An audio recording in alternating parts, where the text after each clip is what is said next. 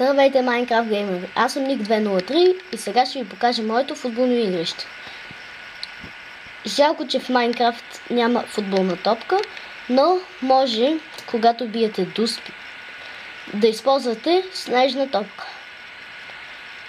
Ето, сега...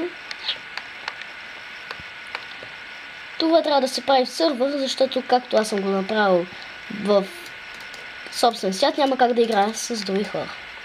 Сега, тук съм сложил решетки, така че да прилича на стълбище. Тук съм сложил лампички, които могат да си ги светвам и изгасвам. Вратата съм я направил от ограда и паяжини. Тук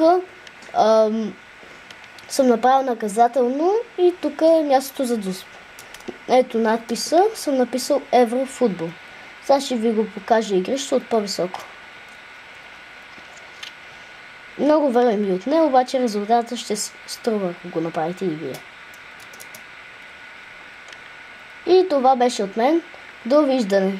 Надявам се, съм ви бил полезен.